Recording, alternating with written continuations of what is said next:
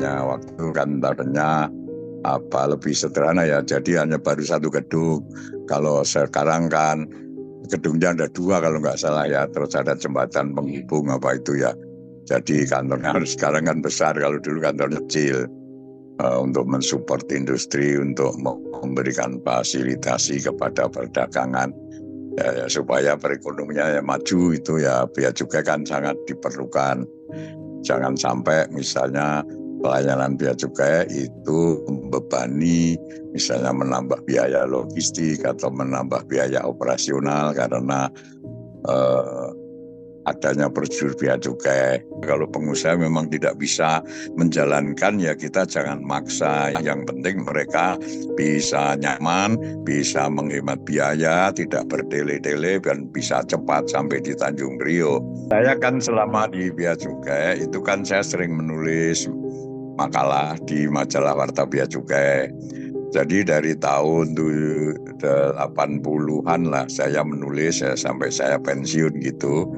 Ada beberapa tulisan yang saya bukukan dan kemudian juga saya kirim ke perpustakaan di kantor pusat.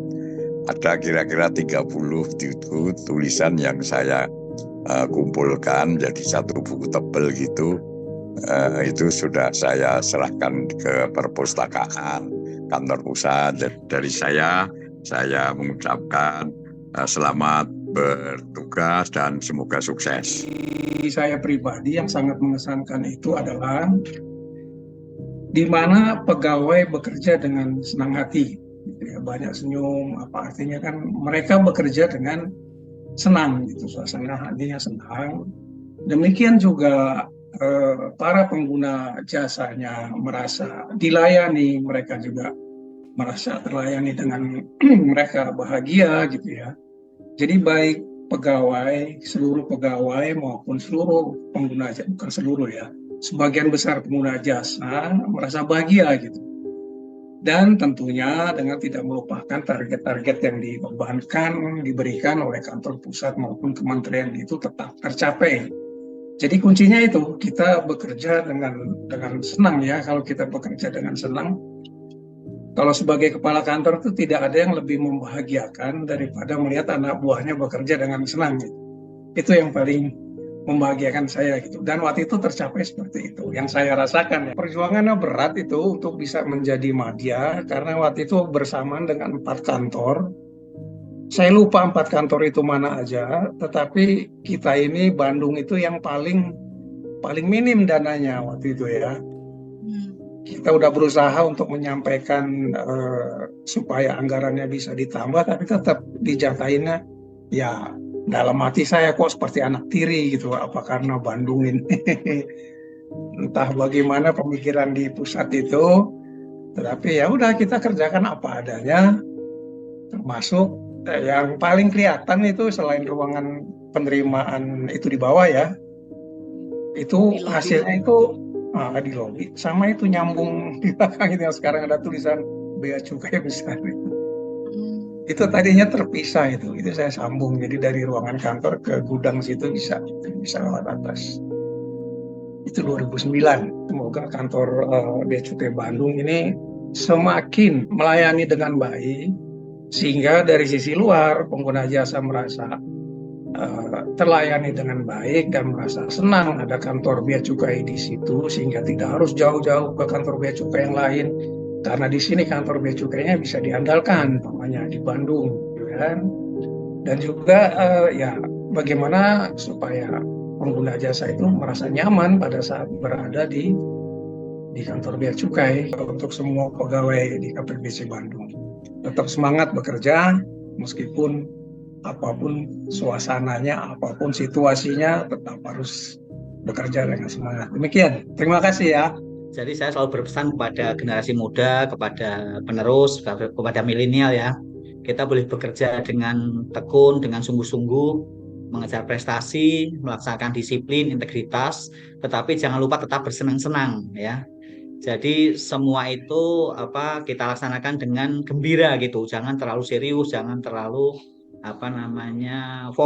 fokus sih boleh ya, tapi jangan tegang gitu. Sehingga dari pengalaman saya dan terutama waktu di Bandung dulu dengan cara yang santai, dengan cara yang istilah saya bersenang-senang itu, produktivitas makin meningkat gitu ya. Dulu kita Wah, voli bareng, kemudian main angklung, kemudian kita mancing bersama, kita ke apa namanya CWD bareng-bareng gitu. Jadi suasana kerja kita bikin akrab dan nyaman pada waktu itu ya. Ya, selamat ulang tahun Milang Kala ke-14 ya KBC MPA Bandung. Saya yakin ke depan akan lebih produktif, lebih berprestasi dan tetap nyaman, tetap semangat semuanya ya.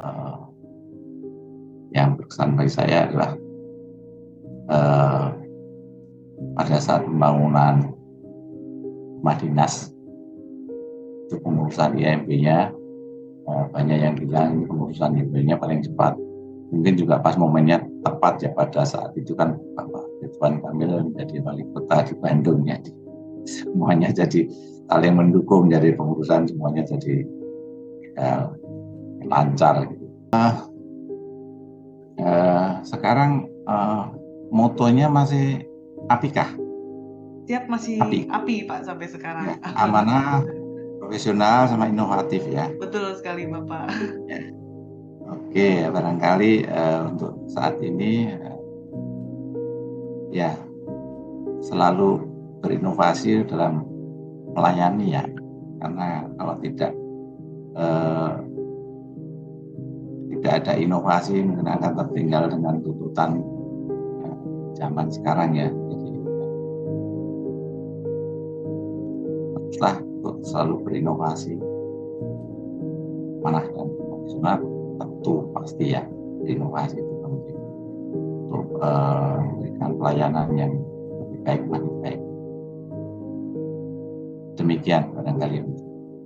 Ya, terima kasih Pak. Ini kami seperti diingatkan kembali nih oleh Bapak Jarod untuk amanah, profesional, dan inovatif. Padahal kami setiap hari memakai pinnya ya Pak di seragam. Mungkin kalau Bapak masih Ya, ingat. waktu itu pinnya belum jadi. Oh, itu pinnya belum jadi Pak. Siap. Baik Pak, mohon Terima izin kasih, untuk masih tetap memakai moto itu. iya, masih sampai sekarang Pak. Malah ada maskotnya kalau sekarang Pak. Kang Api gitu. Nah, dulu juga dipilih api karena Bandung kan identik lautan api ya. Selamat hari jadi ke-14 KPPJ Bandung. Makin baik, makin jadi institusi yang terpercaya, terus melayani, terus berinovasi bagi kemajuan NKRI. Oke. Ketika saya ditantang untuk kantor BCK Bandung mengikuti lomba kantor pelayanan terbaik, saya nggak berpikir dua kali, saya langsung iakan dari Pak Kamil. Saat itu kalau nggak salah Pak Purwantoro menawarkan ke saya apakah Bandung bersedia, saya langsung bilang siap. Kantor BCK Bandung itu dinobatkan peringkat 2 untuk tingkat eselon 1 di Direktorat Jenderal Bea dan Cukai. Saya menggunakan baju daerah waktu itu yang saya buat secara khusus, menerima piagam, menerima plakat langsung dari Ibu Menteri Keuangan diupacarakan di lapangan Banteng. Sebuah kebanggaan tentunya saya bisa membawa kantor BCK Bandung untuk menjadi peringkat 2 kantor pelayanan terbaik. Tantangan berikutnya saya terima lagi ketika kemudian kantor BCK Bandung ikut kontestasi penilaian kantor yang berpredikat zona integritas menuju WBK WWBM. Saya sebagai kepala kantor tidak ingin hanya sekedar mendapatkan predikat. Kalau sekedar mendapatkan predikat berarti yang bekerja hanya tim. Tapi yang saya harapkan saat itu adalah membangun, sehingga kegiatan itu dimulai dari pembangunan zona integritas menuju WBK WWBM. Itu harap-harap cemas yang kemudian saya itu mendapat pesan melalui WA bahwa kantor BCK Bandung dipanggil untuk menerima penganugerahan kantor berpredikat WBK sebagai kepala kantor, di mana saya memimpin sebuah orkestra yang tidak kecil, orkestra besar kalau tidak salah. Waktu itu jumlah pegawainya di atas 150 orang. Itu bukan hal yang sederhana dengan kompleksitas keseharian untuk melaksanakan tugas dan fungsi dari Direktorat Jenderal Bea dan Cukai. Itu sangat berkesan buat saya. dua kegiatan itu tadi yang ternyata simbolnya adalah dalam bentuk sebuah penganugerahan. Mungkin saya orang pertama yang ditelepon oleh Pak Duyono Widodo. Beliau memberikan informasi ke saya bahwa kantor Bea Cukai Bandung dipanggil, diundang untuk menghadiri penganugerahan kantor berpredikat BWB. Wah, saya langsung sangat terharu bahwa ternyata teman-teman setelah saya pindah dari Bandung, perjalanan untuk membangun sebuah zona integritas menuju BBBM itu tetap diteruskan. Dan alhamdulillah penerus saya Pak Duyono Widodo berhasil akhirnya kantor Bea Cukai Bandung melengkapi penganugerahan tidak hanya KPT tetapi juga WBK dan BBBM. Luar biasa itu, top. Saya melihat teman-teman Bea Cukai sekarang, Bea Cukai muda istilah saya, tidak sama di dalam cara menyikapi satu masalah pekerjaan di kantor, cara bekerja, cara menggunakan teknologi. Anak muda sekarang itu lebih senang dengan hasil, agak kurang senang dengan proses. Sedangkan kami yang tua itu senang dengan prosesnya. Kalau prosesnya itu bagus, prosesnya itu semua terencana dengan baik, insya Allah hasil itu akan mengikuti.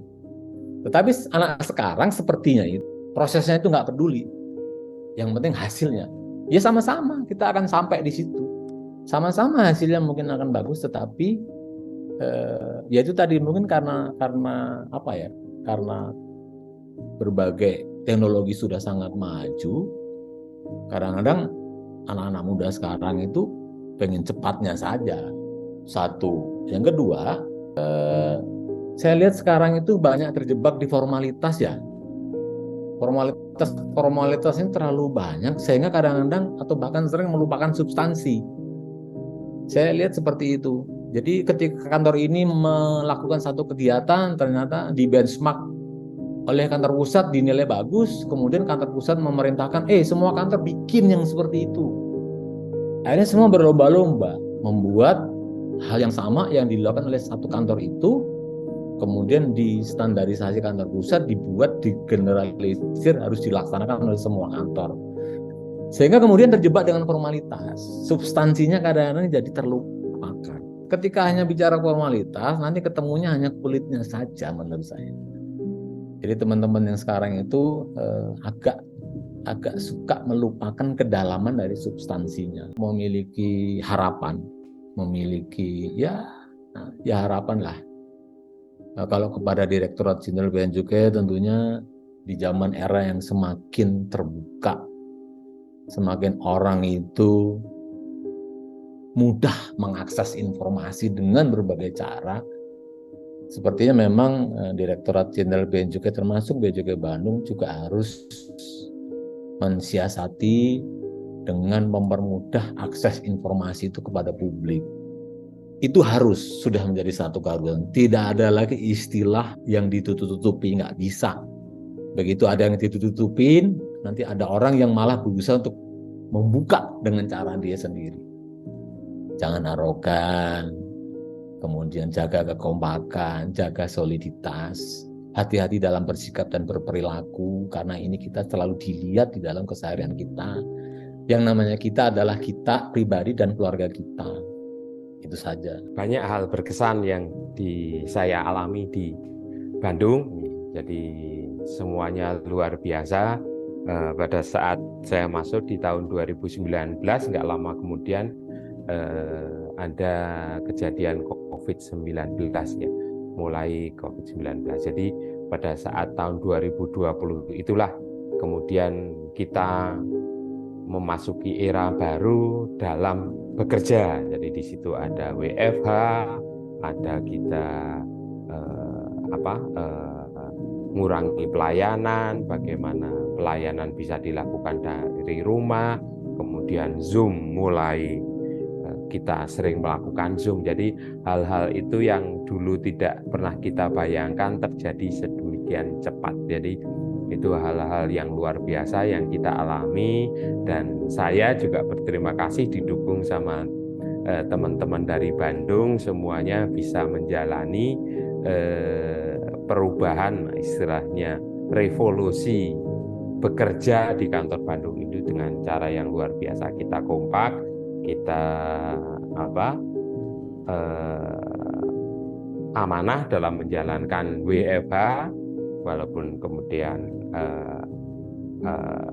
pastinya ada sesuatu yang lain-lain, namun demikian secara umum sangat bagus. Juga yang paling lucu ini pengalaman terkait dengan WFH, terkait dengan COVID ini adalah kita pernah melakukan tes COVID bersama. Jadi tes COVID bersama, semua pegawai, hampir semuanya pegawai gitu kita periksa, ternyata banyak pegawai milenial yang kena COVID atau tesnya positif, sementara bapak-bapak yang istilahnya CS, yang tua-tua malah nggak kena, padahal dulu itu saya khawatir gitu, kalau seandainya yang tua-tua itu yang kena gimana, karena kan dampaknya kan luar biasa. Ternyata di luar itu dalam periode itu juga kita bisa berhasil mendapatkan predikat WBBM. Kita bisa berhasil mendapatkan predikat WBBM. Itu suatu yang luar biasa. Effortnya teman-teman semuanya dalam bahas LKE dan yang lain-lain. Dan ini juga ternyata berlanjut. Saya pindah ke Banten, pekerjaannya juga ngurusi WBBM. Jadi pekerjaan saya belum tuntas, sementara teman-teman di Bandung sudah bisa mendapatkan WBBM. Terima kasih atas supportnya.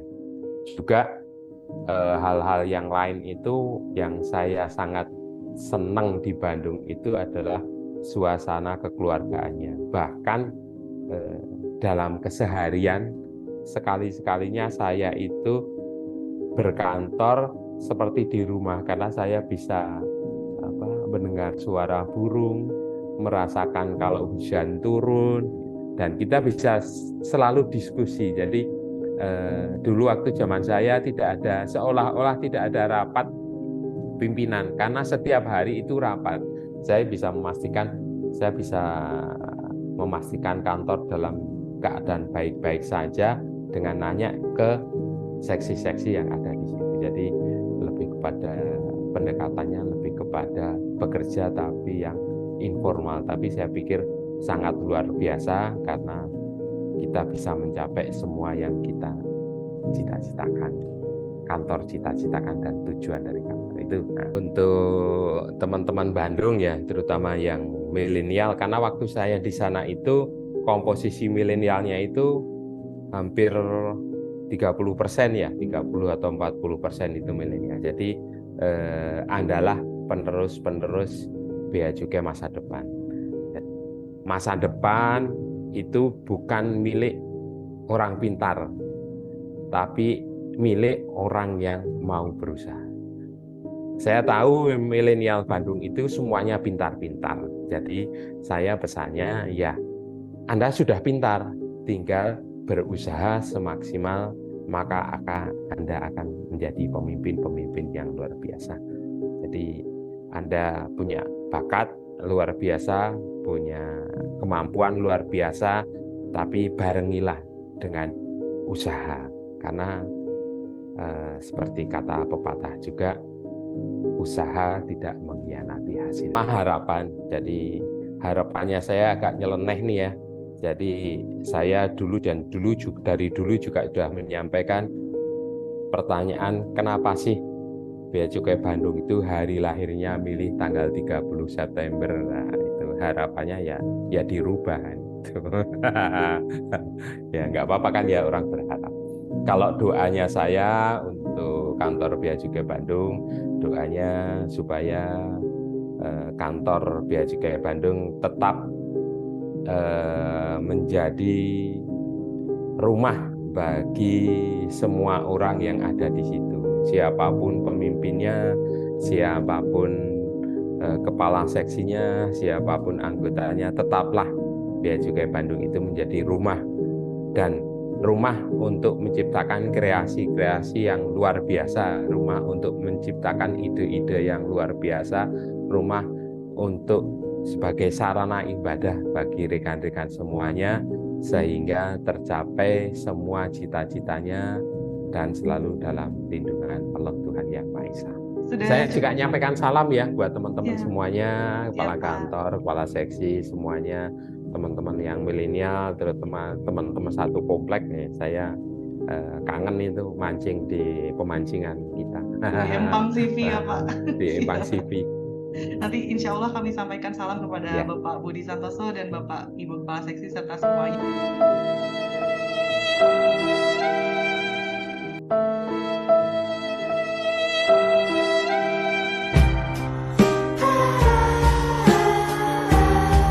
Allah.